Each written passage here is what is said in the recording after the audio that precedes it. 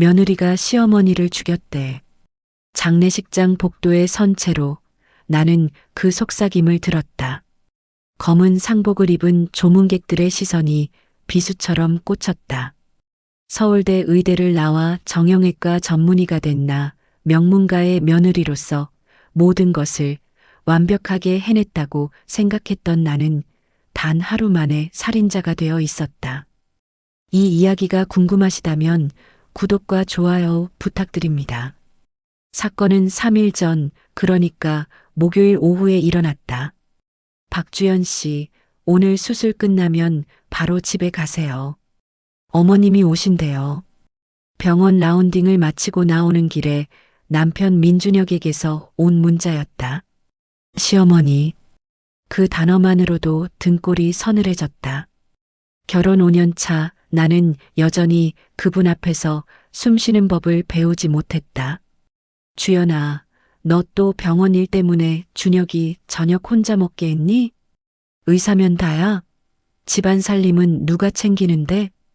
애는 언제 나올 거야? 35이면 이제 늦었어. 시어머니의 잔소리는 언제나 정확했다. 내 급소를, 내가 가장 아픈 곳을 찌르는 재주가 있었다. 그날도 나는 예상했다. 또 무슨 말을 들을지. 수술을 마치고 집에 도착한 건 저녁 8시. 현관문을 열자마자 거실에서 들려온 건 시어머니의 목소리였다. 이게 집이야, 호텔이야? 며느리가 이 시간에 들어와? 어머님, 오늘 응급수술이 있어서요. 응급수술? 매일 응급이야? 준혁이 저녁은 누가 챙겨줬는데? 나는 고개를 숙였다. 변명하면 할수록 상황은 나빠졌다. 남편은 소파에 앉아 태블릿만 보고 있었다. 구해주지 않았다. 아니, 구해줄 생각 자체가 없었다. 주연아, 내가 오늘 온 이유가 있어. 시어머니가 핸드백에서 서류 뭉치를 꺼냈다. 부동산 등기부등본, 통장 사본, 그리고 이혼 동의서. 뭐? 예요, 이게. 준혁이가 이 집안에 들어올 여자를 만났어. 재벌 딸이야. 너 같은 애랑은 비교도 안 돼. 심장이 멎는 것 같았다. 어머님, 지금 무슨 말씀을. 5억 줄게. 조용히 나가. 내 아들 인생 망치지 말고. 남편은 여전히 고개도 들지 않았다. 나는 그제야 알았다. 이 모든 게 계획된 일이었다는 것을.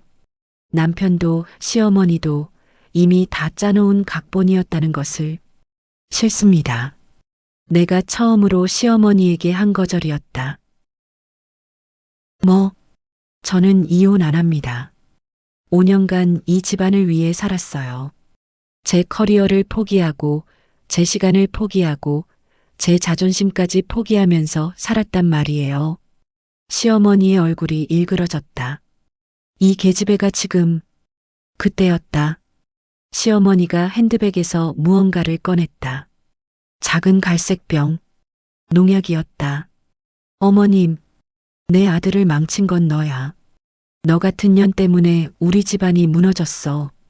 어머님, 정신 차리세요. 하지만 시어머니는 이미 뚜껑을 열고 있었다. 이 여자가 내 아들을 망쳤어요. 여러분, 다들 보세요. 이 며느리가 나를. 그리고 그녀는 내 눈앞에서 농약을 입에 부었다. 어머니. 남편의 비명이 들렸지만 이미 늦었다. 시어머니는 바닥에 쓰러졌고 나는 본능적으로 달려들어 심폐소생술을 시작했다. 하지만 농약 중독은 내 전문 분야가 아니었다. 구급차가 도착했을 때 시어머니는 이미 의식이 없었다. 그리고 3일 뒤 그녀는 죽었다. 며느리가 시어머니를 몰아붙여서 자살하게 만들었대요. 5억 받고 이혼하라는데 안 하겠다고 버텼다면서요? 의사라면서 왜 살리지 못했대요? 일부러 그런 거 아닌가. 장례식장은 소문으로 가득했다. 나는 살인자였다. 입을 열면 변명, 침묵하면 인정. 무엇을 해도 나는 죄인이었다. 남편은 조문객들 앞에서 눈물을 흘리며 말했다. 제 아내가. 어머니를 너무 힘들게 했습니다. 제가 잘못 봤습니다. 그 순간 나는 깨달았다. 이건 끝이 아니라 시작이라는 것을. 그리고 나는 반드시 진실을 밝혀낼 것이라고. 장례식이 끝난 다음 날 나는 출근했다. 아니, 출근하려 했다. 박주연 선생님, 잠깐만요. 병원 로비에서 나를 가로막은 건 인사팀 과장이었다. 그의 손에는 흰 봉투가 들려 있었다. 나는 그게 무엇인지 알았지만 믿고 싶지 않았다. 이게 뭔가요? 원장님 지시입니다. 당분간 자택대기 부탁드립니다. 자택대기요? 제가 무슨 잘못을 했는데요? 과장은 난처한 표정으로 주변을 둘러봤다. 이미 복도에는 간호사들과 행정직원들이 수군거리며 우리를 지켜보고 있었다. 선생님도 아시잖습니까? 지금 포털 사이트 실시간 검색어 1위가 뭔지 병원 이미지를 생각해야죠. 실시간 검색어. 서울대병원 정형외과 며느리 시어머니 살해. 명문가 며느리 농약 자살 방조. 의사 박주연 시어머니 학대 의혹. 내 이름이 내가 10년간 쌓아온 커리어가 단 3일 만에 검색어가 되어 있었다. 집으로 돌아오자 현관문 앞에 누군가 서 있었다. 시아버지였다. 장인어른, 이거 받아. 그가 내민 건 고소장이었다. 존속살해, 교사 및 방조. 손이 떨렸다. 글자가 흐려졌다. 저는 아무것도 하지 않았습니다. 우리 마누라가 죽었어. 내 눈앞에서. 저도 살리려고 했어요. 심폐소생술했고 119도 불렀고. 의사면서 왜 살리지 못했어? 그 말이 심장을 찔렀다. 나도 나를 그렇게 책망하고 있었으니까. 왜 못 살렸을까? 왜 그 순간 더 빨리 반응하지 못했을까? 왜 농약병을 빼앗지 못했을까? 그리고 이거. 시아버지가 또 다른 서류를 내밀었다. 이혼 합의서였다. 준혁이는 이미 서명했어. 너만 하면 돼. 준혁이가? 위자료는 한 푼도 없어. 내가 우리 집안에 끼친 피해를 생각하면 오히려 내가 배상해야지. 나는 말문이 막혔다. 5년 전 이 집안에 시집 올 때만 해도 나는 명문가의 며느리였다. 서울대 의대 출신, 정형외과 전문의 자격증, 그리고 소위 좋은 집안 출신이라는 타이틀. 모든 게 완벽했다. 하지만 지금은 아무것도 아니었다. 3일 안에 답 주세요. 안 그러면 형사고소 바로 진행합니다. 시아버지는 그렇게 말하고 떠났다. 그날 밤 나는 남편에게 전화를 걸었다. 25번을 걸었지만 받지 않았다. 마침내 26번째 그가 전화를 받았다. 여보, 박주연 씨 이혼 합의서에 서명해 주세요. 목소리가 차갑게 식어 있었다. 5년을 함께 산 남편의 목소리가 아니었다. 준혁아, 나 정말 아무것도 안 했어. 어머님이 갑자기 농약을. 그만해요. 변명 듣기 싫어요. 변명이 아니라 사실이야. 당신도 그 자리에 있었잖아. 제가 본 건 당신이 어머니한테 이혼 안 하겠다고 소리 지르는 거였어요. 그건, 그리고 어머니가 쓰러졌을 때 당신 표정 봤어요. 당황한 것 같지 않았어요. 나는 할 말을 잃었다. 그건 거짓말이었다. 나는 당황했다. 공황에 빠졌다. 하지만 의사로서의 본능이 감정보다 앞섰을 뿐이다. 심폐소생술을 시작하면서 나는 최대한 침착하려 했다. 그게 죄가 되는 건가? 박주연 씨 서명하고 조용히 사라져 주세요. 그게 서로에게 좋아요. 당신 진짜 나를 사랑한 적 있어? 긴 침묵이 흘렀다. 잘 지내세요. 그리고 전화는 끊겼다. 다음 날 포털 뉴스 메인에 기사가 떴다. 단독 시어머니 살해 의혹 며느리 알고 보니 병원에서도 문제 많아. 기사 내용은 터무니없었다. 내가 환자들에게 불친절했다. 수술 실수가 있었다. 동료 의사들과 마찰이 잦았다. 전부 거짓말이었다. 하지만 댓글은 불타올랐다. 마이너스 역시 사람 됨됨이는 숨길 수 없네요. 마이너스 의사 면허 박탈해야 함. 마이너스 저런 년이 사람 목숨 다루고 있었다니 소름. 마이너스 시어머니 불쌍해 유유명복을 빕니다. 나는 웃음이 나왔다. 웃다가 울었다. 울다가 다시 웃었다. 10년간 쌓은 커리어가, 내 이름이, 내 존재가 하루아침에 지워지고 있었다. 일주일 뒤 나는 병원에서 해고 통보를 받았다. 명예퇴직 형식으로 처리하겠습니다. 이혼 합의서에도 서명했다. 시댁의 고소는 증거 불충분으로 기각되었지만 세상은 이미 판결을 내렸다. 나는 살인자였다. 그날 밤 짐을 싸며 나는 결심했다. 사라지자. 이 이름으로는 더 이상 살 수 없다. 하지만 언젠가는 돌아오리라. 진실을 들고 3개월 뒤 나는 작은 시골 병원의 야간 당직 의사로 일하고 있었다. 박주연이라는 이름 대신 어머니의 성을 따서 김현수라는 가명을 썼다. 그리고 그곳에서 나는 그를 만났다. 시어머니의 죽음에 숨겨진 진실을 알고 있는 사람을. 다음 정류장은 송림리입니다. 버스 안내 방송이 울렸다. 창밖으로 보이는 건 끝없는 산과 논밭뿐이었다. 서울에서 4시간을 달려온 끝에 나는 지도에서도 찾기 힘든 작은 마을에 도착했다. 김현수. 그게 이제 내 이름이었다. 박주연은 죽었다. 아니, 죽임을 당했다. 세상이 그렇게 만들었다. 여기서 내리시는 분? 버스 기사가 물었다. 나 말고는 아무도 없었다. 네, 내립니다. 무거운 가방을 메고 버스에서 내렸다. 정류장 앞에는 낡은 간판 하나가 바람에 삐걱거리고 있었다. 송림보건지소. 이곳이 앞으로 3년간 내가 숨을 곳이었다. 보건지소 소장은 60대 중반의 온화한 인상을 가진 남자였다. 김현수 선생님 맞죠? 어서 오세요. 네, 안녕하세요. 서울에서 오셨다면서요? 여긴 좀 불편하실 텐데. 괜찮습니다. 조용한 곳이 필요했어요. 소장은 내 얼굴을 잠시 살폈다. 뭔가 사연이 있다는 걸 눈치챈 듯 했지만 다행히 더 묻지 않았다. 요즘 젊은 의사들은 시골 안 오려고 하거든요. 와주셔서 정말 감사합니다. 여기 환자분들 대부분이 노인분들이라 최선을 다하겠습니다. 그날부터 나의 새로운 삶이 시작되었다. 송림리는 인구 300명의 작은 마을이었다. 젊은 사람은 거의 없었고 대부분이 70대 이상의 노인들이었다. 보건지소는 하루 평균 5명 정도의 환자가 찾아왔다.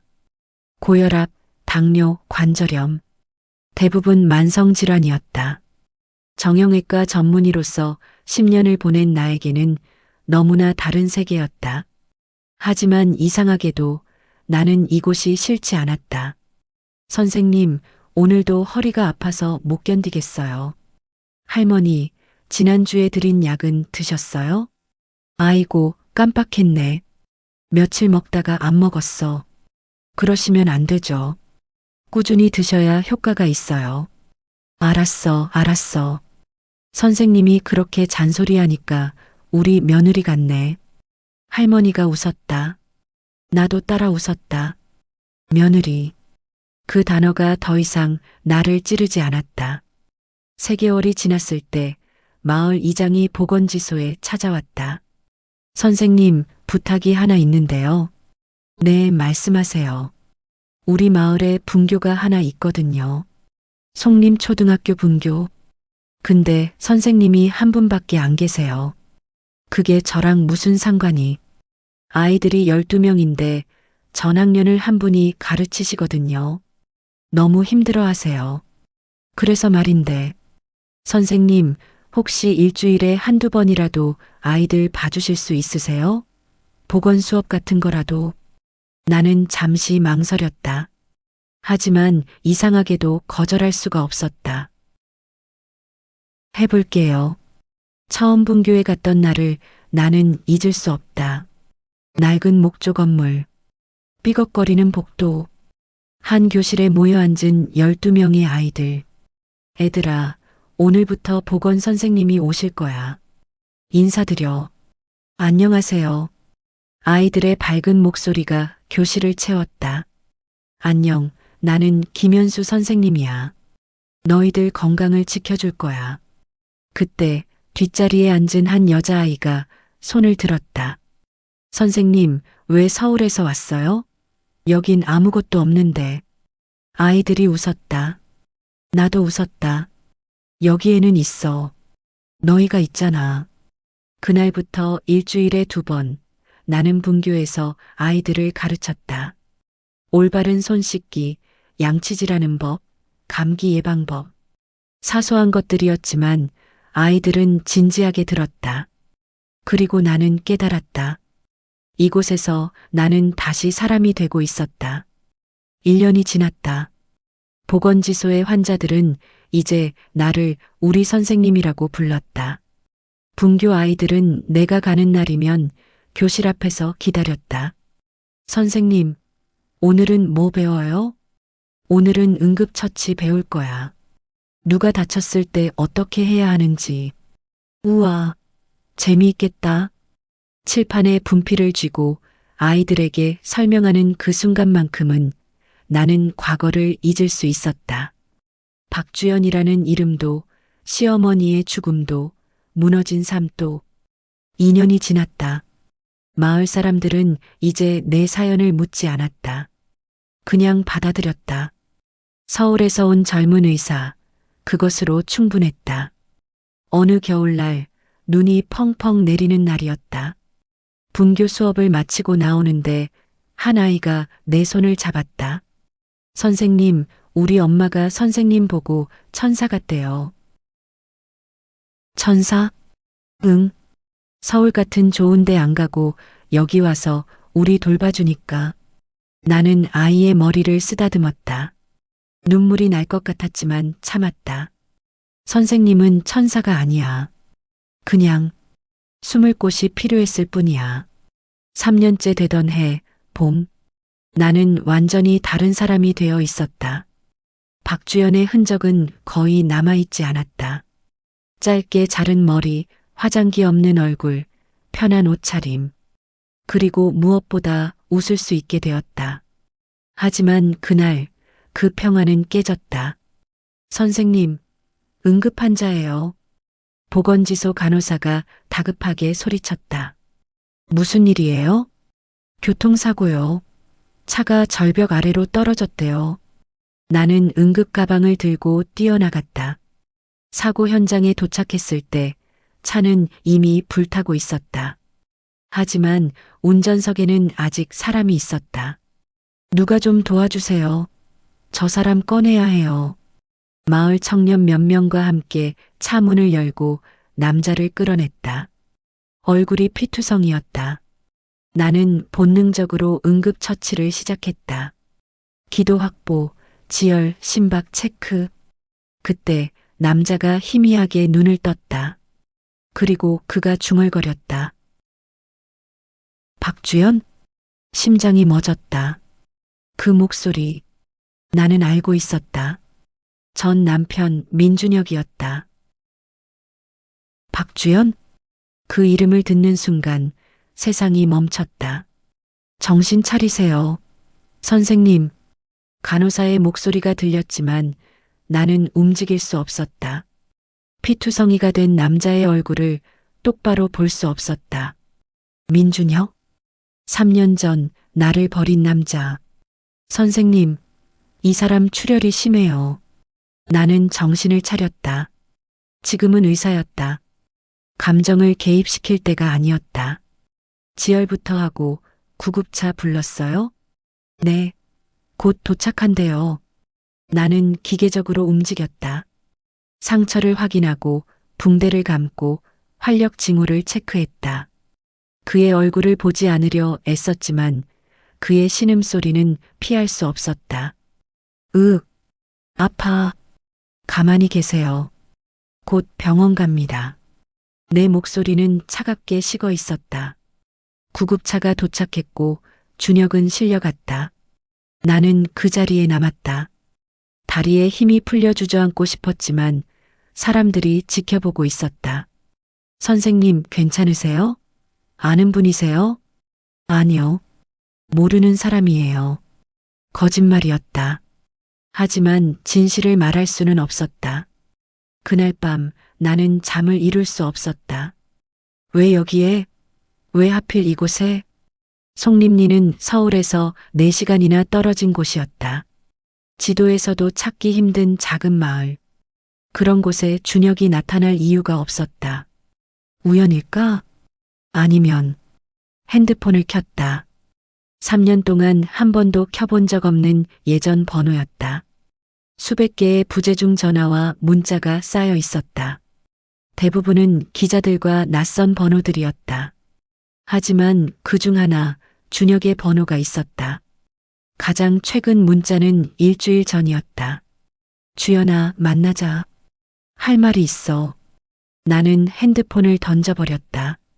3일 뒤 준혁이 보건지소로 왔다. 왜 왔어요? 나는 차갑게 물었다. 그의 머리에는 붕대가 감겨 있었고 왼쪽 팔은 깁스를 하고 있었다. 김현수 선생님. 아니, 주연아. 그 이름 부르지 마세요. 3년 동안 찾았어. 너 어디 있는지. 왜요? 무슨 상관이에요? 준혁은 잠시 말을 잇지 못했다. 그리고 천천히 입을 열었다. 미안해. 진심이야. 내가 잘못했어. 나는 웃음이 나왔다. 3년 만에 듣는 사과치고는 너무 가벼웠다. 잘못한 게 뭔데요? 날 버린 거? 시어머니 죽음을 내 탓으로 돌린 거? 아니면 이혼 합의서에 서명한 거? 전부 다. 준혁의 목소리가 떨렸다. 나도 알아. 어머니가 왜 그랬는지, 왜 내 앞에서 농약을 마셨는지. 심장이 쿵 내려앉았다. 무슨 소리예요? 어머니. 췌장암 말기였어. 비가 내리기 시작했다. 보건지소 앞 벤치에 앉아 나는 준혁의 말을 들었다. 어머니는 6개월 시한부 선고를 받았어. 수술도 불가능했고 항암 치료도 소용없었어. 그게 나랑 무슨 상관이에요? 어머니는 돌아가시기 전에 나를 재혼시키고 싶어 했어. 재벌 딸이랑. 알아요. 그래서 날 내쫓으려 했잖아요. 아니야. 준혁이 고개를 저었다. 어머니 목적은 너를 내쫓는 게 아니었어. 너한테 죄책감을 주려는 거였어. 뭐라고요? 어머니는 알고 계셨어. 내가 얼마나 착한지, 얼마나 책임감이 강한지. 그래서 자기 앞에서 자살하면 내가 평생 죄책감에 시달릴 거라고 생각했어. 나는 숨이 막혔다. 왜 그런 짓을? 복수야. 어머니는 내가 나를 바꿨다고 생각했어. 원래 순종적이던 아들이 내 영향으로 자기 주장을 하기 시작했다고. 그게 어머니는 용서할 수 없었던 거야. 비가 거세졌다. 하지만 우리는 일어나지 않았다. 그리고 준혁의 목소리가 잠겼다. 나는 겁쟁이였어. 어머니 편을 들면서도 내가 뭘 하고 있는지 알고 있었어. 하지만 멈출 수 없었어. 어머니가 죽어가고 계셨으니까. 그래서 날 희생시킨 거예요? 미안해. 나는 일어섰다. 이제 그만 가세요. 사과 받았으니까. 주연아. 김현수예요. 박주연은 죽었어요. 당신들이 죽였잖아요. 나는 보건지소 안으로 들어가려 했다. 하지만 준혁이 내 팔을 잡았다. 놓으세요. 주연아, 한 가지만 더 들어줘. 뭔데요? 준혁이 무릎을 꿇었다. 비에 젖은 그의 얼굴을 보며 나는 숨을 삼켰다. 나 지금 죽어가고 있어. 췌장암.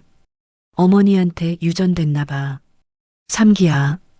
세상이 다시 한번 멈췄다. 거짓말. 진짜야. 병원 기록 보여줄게. 나 아마 1년 못 남았어. 준혁이 울기 시작했다. 주연아, 나 정말 후회해. 3년 동안 매일 후회했어. 너 없이는 못 살겠더라. 그래서 찾아왔어. 이제 와서 무슨. 다시 시작하자. 제발. 나는 그를 내려다봤다. 3년 전 나를 버린 남자. 3년 전 내 인생을 무너뜨린 남자. 그 남자가 지금 내 앞에서 무릎 꿇고 울고 있었다. 그날 밤 나는 분교 교실에 혼자 앉아 있었다. 칠판에는 아이들이 그린 그림들이 붙어 있었다. 선생님 사랑해요. 선생님 최고. 나는 3년 동안 이곳에서 평화를 찾았다. 박주연이 아닌 김현수로. 그런데 지금 과거가 나를 찾아왔다. 죽어가는 남자의 모습으로. 창문 밖으로 비가 내렸다. 그리고 나는 울었다. 일주일 동안 나는 준혁을 피했다. 보건지소에 올 때마다 간호사에게 말했다. 저 환자 오면 다른 의사 소개해드려요. 하지만 송림리에는 다른 의사가 없었다. 결국 간호사가 찾아왔다. 선생님, 민준혁 씨가 계속 기다리고 있어요. 벌써 3시간째예요. 상처 소독이라도 해주셔야 하지 않을까요? 선생님, 무슨 사연이 있으신 건 알겠지만 저 사람 팔 상태가 안 좋아요. 감염되면 큰일 나요. 나는 한숨을 쉬었다. 들어오라고 하세요. 준혁이 진료실에 들어왔을 때 그는 초췌해 보였다. 3년 전에 그 자신감 넘치던 모습은 온데간데 없었다. 앉으세요. 나는 최대한 무표정하게 말했다. 팔 좀 보겠습니다. 깁스를 풀었다. 상처 주변이 붉게 부어올라 있었다. 왜 진작 안 왔어요? 감염됐잖아요. 너 보기 싫어할까봐. 환자는 환자예요. 개인적인 감정은 진료실 밖에 두고 오세요. 나는 차갑게 말하며 소독을 시작했다. 준혁이 작게 신음했다. 아파요? 괜찮아. 참지 마세요. 아프면 아프다고 해야죠. 주연아, 김현수 선생님이라고 하세요. 준혁은 입을 다물었다. 소독을 마치고 새 붕대를 감는데 준혁이 가방에서 무언가를 꺼냈다. 이거 들어봐. 작은 녹음기였다. 뭔데요? 3년 전 일. 내가 몰랐던 진실이야. 나는 손을 멈췄다. 재생 버튼을 눌렀다. 처음엔 잡음만 들렸다. 그러다 익숙한 목소리가 흘러나왔다. 시어머니의 목소리였다. 준혁아, 엄마 부탁 하나만 들어줘. 어머니, 무슨 말씀이세요? 하은이. 아니, 주연이 내보내야 해. 또 그 얘기예요? 전주연이 좋아요. 이혼 안 해요. 그럼 엄마가 죽을 거야. 뭐라고요? 췌장암이야. 6개월 남았대. 죽기 전에 내 재혼하는 거 보고 싶어. 나는 숨을 멈췄다. 어머니, 설마, 재벌 딸이야. 김현주.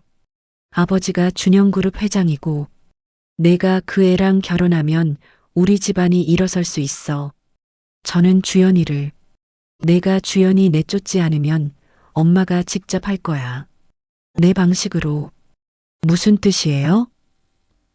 그냥 조용히 사라지게 만들 거야. 내가 선택해. 엄마 마지막 소원 들어줄래? 안 들어줄래? 녹음이 끊겼다. 나는 녹음기를 바라봤다. 손이 떨렸다. 이게 진짜예요? 응. 준혁이 고개를 끄덕였다. 어머니 휴대폰에 있었어. 돌아가시고 나서 정리하다가 찾았어. 준혁이 다음 파일을 재생했다.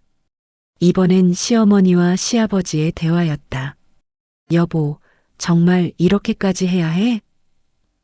그래야지. 저 계집애가 순순히 나갈 것 같아? 하지만 자살은 너무. 자살 아니야. 연기야. 농약 희석한 거 마시고 쓰러지는 척만 하면 돼. 그럼 주연이가 죄책감에 못 견뎌 할 거야. 그게 실패하면 어쩌려고? 실패 안 해. 나 연기 좀 하잖아. 그리고 설령 진짜 죽어도 괜찮아. 어차피 6개월밖에 못 사는데. 나는 녹음기를 집어 던져버렸다. 거짓말이잖아. 시어머니는 진짜 죽었잖아요. 맞아. 죽었어. 준혁의 목소리가 떨렸다. 근데 어머니가 마신 건 희석한 농약이 아니었어. 진짜 농약이었어. 뭐라고요? 어머니가 실수한 거야. 아니면 일부러 그랬을 수도 있어. 어차피 죽을 거 확실하게 죽어서 너한테 평생 죄책감을 안겨주려고. 나는 뒤로 물러났다. 모든 게 계획이었다. 처음부터 끝까지. 나를 함정에 빠뜨리기 위한 자작극. 왜 이제야 말해요? 내 목소리가 갈라졌다. 3년 전에 왜 안 말했어요? 내가 얼마나 힘들었는지 알아요? 미안해. 미안하다고요? 그 말로 다 되는 줄 알아요? 나는 소리를 질렀다. 난 3년 동안 살인자로 살았어요. 병원에서 쫓겨났고, 이름도 버렸고, 사람들 피해 숨어 살았어요. 그런데 지금 와서 녹음 파일 하나 보여주면서 미안하다고요? 주연아, 왜 지금이에요? 왜 3년이 지나서예요? 준혁이 입술을 깨물었다. 두려웠어. 뭐가요? 진실을 말하면 너도 나도 우리 가족도 전부 무너질 것 같아서. 나는 웃음이 나왔다. 비웃음이었다. 이미 무너졌어요. 나는 알아. 알고 있어. 준혁이 무릎을 꿇었다. 그래서 이제라도 바로잡으려고. 진실 알리고 내 명예 회복시키고. 필요 없어요. 주연아. 박주연은 죽었다고 했잖아요. 그 사람 명예 따위 이제 필요 없어요. 나는 돌아서려 했다. 하지만 준혁이 내 손을 잡았다. 주연아, 제발. 나 죽기 전에 내 용서받고 싶어. 용서요? 나는 그의 손을 뿌리쳤다. 당신이 원하는 건 용서가 아니라 면죄부예요. 죽기 전에 편하게 눈 감고 싶은 거잖아요. 미안하지만 난 당신 편하게 죽게 해줄 생각 없어요. 그날 밤 분교 교실. 나는 칠판 앞에 서서 분필을 쥐었다. 그리고 썼다. 박주연. 3년 만에 쓰는 내 진짜 이름. 그 이름을 바라보며 나는 깨달았다. 용서는 준혁을 위한 게 아니었다. 나를 위한 거였다. 하지만 아직은 아니었다. 아직 나는 준비가 안 됐다. 준혁은 떠나지 않았다. 매일같이 보건지소 앞 벤치에 앉아 있었다. 비가 오든 눈이 오든 간호사가 걱정스러운 얼굴로 말했다. 선생님, 저 사람 계속 저러다간 정말 죽겠어요. 어제 밤새 저기 앉아 있었대요. 내버려둬요. 하지만 환자가 자기 건강 스스로 해치는 건 제가 어쩔 수 없어요. 냉정하게 말했지만 창밖을 볼 때마다 가슴 한구석이 무너졌다. 일주일째 되던 날 준혁이 쓰러졌다. 선생님, 민준혁 씨가. 나는 뛰어나갔다. 벤치 옆에 쓰러진 그를 보자 본능적으로 몸이 움직였다. 119 불렀어요? 네. 맥박이 약했다. 호흡도 불안정했다. 나는 그를 보건지소 안으로 옮겼다. 왜 이렇게까지 해요? 그에게 링거를 꽂으며 중얼거렸다. 하지만 그는 의식이 없었다. 1시간 뒤 준혁이 눈을 떴다. 주연아, 정신 차렸어요? 미안해. 폐 끼쳐서 병원 가야 해요. 상태가 안 좋아요. 싫어. 여기 있을 거야. 왜요? 준혁이 내 손을 잡았다. 너 옆에 있고 싶어서. 나는 손을 빼려 했지만 그의 소나기는 예상 외로 강했다. 주연아, 나 정말 많이 후회해. 3년 동안 매일 밤 너 생각했어.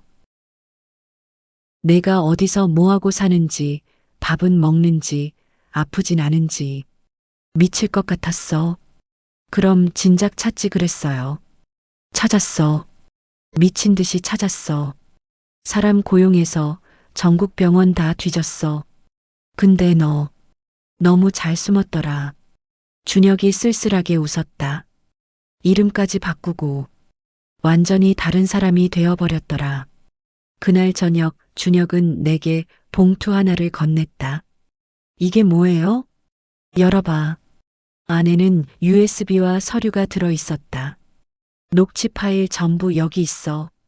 그리고 어머니 일기장, 통화 기록, 카카오톡 백업 파일까지. 서류를 펼쳤다. 시어머니의 필체로 빼곡하게 적힌 글씨들. 주연이를 내쫓아야 한다. 저 여자는 우리 집안에 어울리지 않는다. 준혁이가 변했다. 전부 저 여자 때문이다. 오늘 의사한테 시한부 선고받았다. 6개월. 죽기 전에 준혁이 재혼시키고 가야지. 계획을 세웠다. 주연이 앞에서 죽는 척하면 평생 죄책감에 시달릴 것이다. 손이 떨렸다. 이걸로 진실 밝힐 수 있어. 준혁이 말했다. 기자들한테 넘기면 언론에서 난리 날 거야. 내 명예도 회복되고 병원도 복직할 수 있을 거야. 그리고 우리 집안은 무너지겠지. 아버지는 사기죄로 고소당할 수도 있고 우리 가문은 몰락할 거야. 준혁이 담담하게 말했다. 그래도 괜찮아. 넌 그럴 자격 있어. 나는 USB를 바라봤다. 이 작은 것이 모든 걸 바꿀 수 있었다. 3년 전 그날의 진실. 내가 억울하게 뒤집었었던 죄. 무너진 내 인생. 전부 다 바로잡을 수 있었다. 그날 밤 나는 분교 교실에 혼자 앉아 USB를 들여다봤다. 창밖으로 달빛이 쏟아졌다. 복수? 얼마나 원했던가. 3년 동안 얼마나 많이 꿈꿨던가. 시댁 사람들이 무릎 꿇고 빌며 세상 사람들이 내게 미안하다고 말하며 내 명예가 회복되는 그 순간을. 하지만 지금 그 순간이 눈앞에 왔을 때 나는 확신할 수 없었다. 내가 원하는 건 정말 복수일까? 아니면 그냥 해방일까? 다음 날 아침 준혁이 보건지소에 찾아왔다. 결정했어? 주연아, 너 마음대로 해. 공개하든 안 하든 나는 내 선택 존중할게. 나는 USB를 그에게 돌려줬다. 일단 시간 좀 주세요. 응, 천천히 생각해. 준혁이 돌아서려는데 내가 불렀다. 준혁 씨, 응? 당신 정말 1년밖에 못 산다고 했죠? 응. 그럼 그 1년 동안 할 일이 있어요. 준혁이 돌아봤다. 뭔데? 속죄요. 나는 똑바로 그를 바라봤다. 진짜 미안하다면 말만 하지 말고 행동으로 보여요. USB 공개는 그 다음에 생각할게요. 어떻게 하면 돼? 우선 여기서 같이 일해요. 봉사활동이요. 여기서? 네. 마을 어르신들 돌보고 분교 아이들 가르치고. 당신 서울대 경영학과 나왔잖아요. 아이들한테 수학이라도 가르쳐줘요. 준혁은 잠시 망설이다 고개를 끄덕였다. 알았어. 하겠어. 뭐든지. 한 달이 지났다. 준혁은 정말 매일 마을에 왔다. 어르신들 밭일 도와드리고 아이들 공부 가르쳤다. 처음엔 서툴렀다. 도시에서만 살던 남자가 흙 만지고 아이들 코 닦아주는 게 쉬울 리 없었다. 하지만 그는 포기하지 않았다. 선생님, 준혁 슘, 오늘도 왔어요? 아이들이 좋아했다. 마을 어르신들도 점점 그를 받아들였다. 저 젊은이 서울서 왔다는데 참 착하네. 맞아요. 요새 저런 젊은이 드물어. 나는 멀리서 그 모습을 지켜봤다. 그리고 생각했다. 복수와 용서 사이. 나는 아직 어느 쪽도 선택하지 못했다. 어느 날 저녁 준혁과 나는 분교 운동장에 앉아 있었다. 주연아. 네. 나 행복해. 준혁이 별을 올려다보며 말했다. 죽어가고 있는데 이상하게 지금이 제일 행복해. 너랑 같은 하늘 아래 있어서, 같은 공기 마시고 있어서. 나는 대답하지 않았다. 그리고 그날 밤 나는 깨달았다. 용서는 상대방을 위한 게 아니었다. 나를 위한 거였다. 하지만 아직은 아니었다. 준혁의 상태가 급격히 나빠진 건 2개월째 되던 날이었다. 선생님, 민준혁 씨가 피를 토했어요. 나는 급히 달려갔다.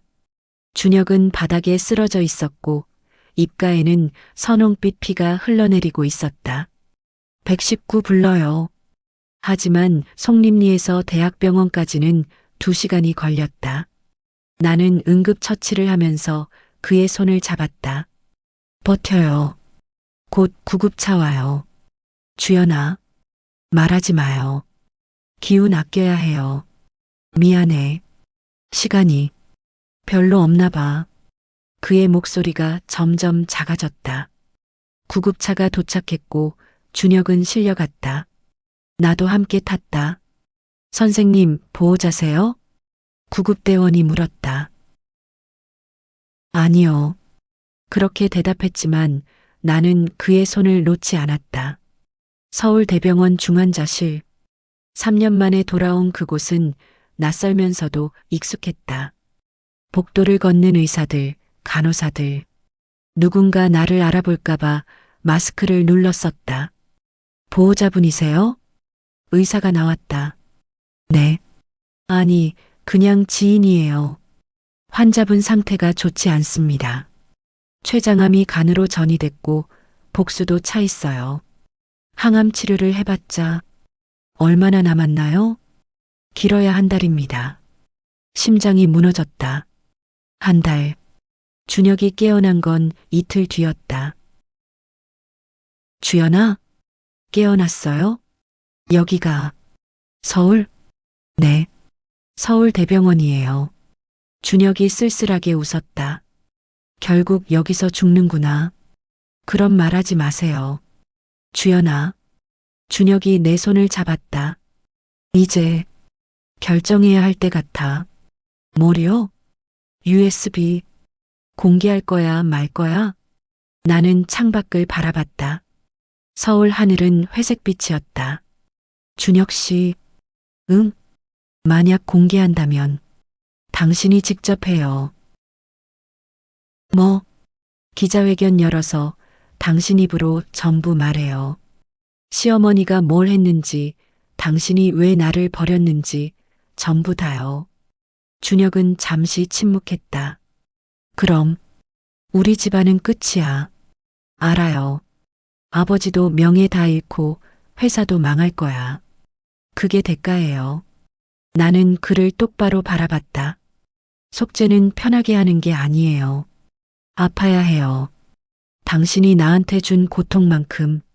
준혁이 고개를 끄덕였다. 알았어. 하겠어. 일주일 뒤 기자회견장. 서울 한복판 프레스센터에는 수십 개의 카메라가 준혁을 향하고 있었다. 나는 뒤쪽 구석에 서서 지켜봤다. 안녕하십니까? 민준혁입니다. 준혁의 목소리가 떨렸다. 저는 오늘 3년 전 있었던 일에 대해 진실을 밝히고자 이 자리에 섰습니다. 플래시가 터졌다. 제 어머니 민정희 씨는 3년 전 며느리 박주연 앞에서 농약을 마시고 돌아가셨습니다. 당시 모든 언론과 사람들은 며느리가 시어머니를 괴롭혀 죽음에 이르게 했다고 보도했습니다. 준혁이 잠시 숨을 고르고 말을 이었다. 하지만 그것은 거짓이었습니다. 진실은 그는 USB를 꺼내 들었다. 여기에 다 있습니다. 기자회견은 폭탄이었다. 녹취 파일이 공개되고 시어머니의 일기가 공개되고 모든 진실이 드러났다. 다음 날 포털 메인 화면은 이 뉴스로 도배됐다. 속보 시어머니 살해 며느리 진실은 정반대였다. 단독 시어머니 자작극 며느리 함정에 빠뜨려 인터뷰 3년간 살인자로 살았다.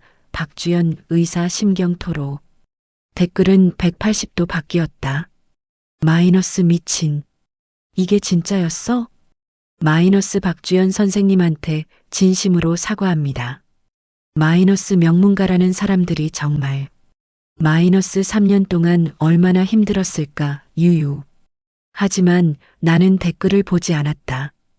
병원으로 돌아왔을 때 준혁은 침대에 누워 천장을 보고 있었다. 다 봤어요? 내가 물었다. 응. 핸드폰으로. 기분이 어때요? 개운하진 않네. 그냥 텅 빈 것 같아. 준혁이 나를 봤다. 주연아, 이제 용서해 줄 수 있어? 나는 한참을 고민했다. 용서. 그 단어가 이렇게 무거울 줄 몰랐다. 아직은 모르겠어요. 정직하게 대답했다. 하지만 한 가지는 알아요. 뭔데? 이제 당신을 미워하지 않아요. 그것만으로도 충분한 것 같아요. 준혁의 눈에 눈물이 고였다. 고마워. 2주 뒤 병원에서 연락이 왔다. 박주연 선생님, 복직 의사 있으십니까? 서울대병원 인사팀장이었다. 저희가 잘못했습니다. 선생님께 너무 큰 상처를 드렸습니다. 돌아와 주신다면. 아니요. 나는 단호하게 말했다. 저는 돌아가지 않을 겁니다. 하지만 전 이미 다른 길을 선택했어요. 송림리에서 계속 일할 거예요. 전화를 끊고 나는 창밖을 바라봤다. 서울은 여전히 회색빛이었다. 하지만 송림리의 하늘은 푸르렀다. 한 달 뒤 준혁이 마지막 말을 남겼다. 주연아, 다음 생에는 제대로 사랑할게. 이번 생은 내가 망쳤으니까. 나는 그의 손을 잡았다. 다음 생 같은 건 없어요. 그러니까 이번 생을 제대로 마무리해요. 준혁이 미소 지었다. 그래, 마무리. 그리고 그는 조용히 눈을 감았다. 장례식장은 조용했다. 3년 전과는 달리 이번엔 조문객들이 나를 향해 고개를 숙였다. 선생님, 정말 죄송합니다. 선생님께 너무 큰 상처를 드렸습니다. 나는 그들에게 말했다. 괜찮습니다. 이제 다 끝났으니까요. 송림리로 돌아오는 버스 안. 창밖으로 풍경이 흘러갔다. 도시가 사라지고 산과 들판이 나타났다. 나는 핸드폰을 꺼냈다. 그리고 마지막으로 이름을 바꿨다. 김현수에서 박주연으로. 이제 나는 다시 나였다. 송림리로 돌아온 다음 날 나는 보건지소 간판 앞에 섰다. 송림보건지소 소장 김현수. 간호사가 다가왔다. 선생님, 이거 바꾸실 거예요? 네. 박주연으로요? 나는 잠시 생각했다. 박주연. 3년 전 죽었던 이름. 하지만 지금 다시 살아난 이름. 아니요. 네. 그냥 김현수로 둘게요. 간호사가 놀란 얼굴로 물었다. 왜요? 이제 진실도 밝혀졌는데. 김현수는 제가 살아남기 위해 만든 이름이에요. 하지만 이젠 이 이름도 진짜 제 이름이 된 것 같아요. 나는 간판을 올려다봤다. 박주연은 과거고 김현수는 현재예요. 전 이제 두 사람 다예요. 그날 오후 분교로 갔다. 아이들이 운동장에서 뛰어놀고 있었다. 선생님, 한 아이가 달려왔다. 선생님, TV에서 봤어요. 선생님, 진짜 이름이 박주연이래요? 응, 맞아. 근데 왜 우리한테는 김현수라고 했어요? 나는 아이의 눈높이에 맞춰 앉았다. 선생님이 숨어 있었거든. 많이 아파서. 지금은요? 지금은 괜찮아. 이제 숨지 않아도 돼. 그럼 이제 박주연 선생님이에요? 나는 웃었다. 아니, 그냥 선생님이야. 이름이 뭐든 상관없잖아. 아이가 고개를 끄덕이며 웃었다. 네. 그래도 선생님은 선생님이에요. 일주일 뒤 서울에서 손님이 왔다.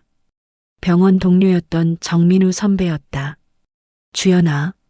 선배님. 오랜만이다. 3년 만이네. 우리는 보건지소 앞 벤치에 앉았다. 많이 찾았어. 너 어디 있나 해서. 죄송해요. 연락 안 하고. 아니야. 이해해. 그때 병원 분위기. 나도 알잖아. 정민우 선배가 한숨을 쉬었다. 사실 나도 너 편 들고 싶었어. 근데 겁났어. 나까지 찍힐까봐. 괜찮아요. 괜찮긴. 미안해. 선배가 봉투를 하나 꺼냈다. 이거 병원에서 보낸 거야. 복직 제안서. 거절했어요. 이미. 알아. 근데 원장님이 다시 한번 생각해 보라고. 조건도 좋게 해준대. 과장 자리에 연봉도. 필요 없어요. 나는 단호하게 말했다. 전 여기서 행복해요. 선배가 보건지소를 둘러봤다. 낡은 건물, 삐걱거리는 문, 녹슨 간판. 여기서? 진짜? 네. 진짜요. 주연아, 넌 서울대 의대 출신이야. 정형외과 전문이고. 여기서 이러기엔 너무 아깝잖아. 아깝지 않아요. 나는 미소 지었다. 전 3년 동안 여기서 배웠어요. 의사가 뭔지, 환자가 누군지. 그날 저녁 마을 이장이 찾아왔다. 선생님, 소문 들었어요. 서울 큰 병원에서 복직 제안 왔다면서요? 네, 근데 거절했어요. 왜요? 여기보다 훨씬 좋을 텐데. 여기가 좋아요. 이장이 빙그레 웃었다. 선생님, 우리 마을 사람들이 얼마나 고마워하는지 알아요? 선생님 없었으면 병원 가려면 2시간 가야 하는데. 저도 고마워요. 이장님, 뭐가? 저 받아줘서요. 아무것도 안 묻고. 이장이 내 어깨를 툭 쳤다. 사람이 사는 게 다 그런 거 아니겠어요? 과거가 뭐가 중요해. 지금 어떤 사람인지가 중요하지. 한 달 뒤 분교에서 특별한 날이 있었다. 학예회였다. 12명의 아이들이 무대에 올라 노래를 불렀다. 선생님, 선생님, 우리 선생님. 객석에 앉아있던 나는 눈물이 났다. 아이들이 직접 만든 노래였다. 공연이 끝나고 한 아이가 편지를 건넸다. 선생님 읽어보세요. 펼쳐보니 삐뚤빼뚤한 글씨로 적혀 있었다. 선생님, 이름이 박주연이든 김현수든 상관없어요. 선생님은 우리 선생님이에요. 사랑해요. 나는 아이를 꼭 안았다. 선생님도 사랑해. 그날 밤 나는 칠판 앞에 섰다. 그리고 분필을 들었었다. 박주연, 김현수, 두 이름을 나란히 적고 한참을 바라봤다. 그리고 그 밑에 또 하나를 적었다. 나, 박주연도 나고 김현수도 나였다. 과거의 나와 현재의 나, 상처받은 나와 치유된 나, 모두 다 나였다. 3개월 뒤 봄, 송림초등학교 분교에 새 간판이 달렸다. 보건 담당 교사 김현수 박주연. 아이들이 웃으며 물었다. 선생님, 이름이 2개예요? 응, 2개야. 왜요?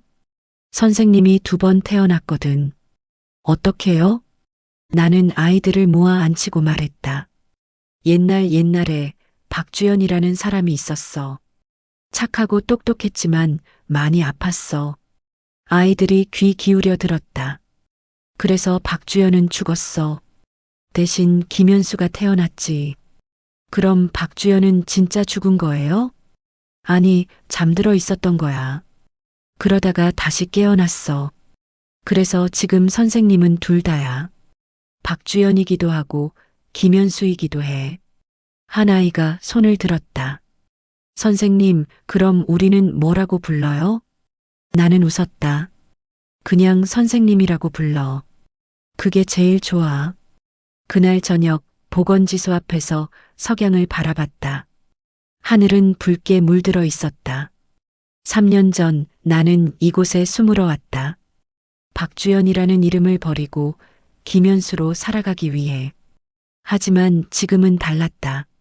나는 더 이상 숨지 않았다.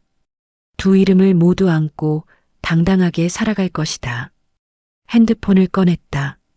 프로필에 적혀 있던 이름을 수정했다. 김현수 박주연. 그리고 상태 메시지를 적었다. 내 이름은 김현수입니다. 그리고 박주연입니다. 이제 진짜 나로 살아갑니다. 저장 버튼을 눌렀다. 그 순간 나는 완전해졌다. 과거와 현재가 하나 되는 순간. 상처와 치유가 공존하는 순간. 나는 다시 나였다. 어떤 이름으로 불리든 중요한 건 내가 누구인가입니다.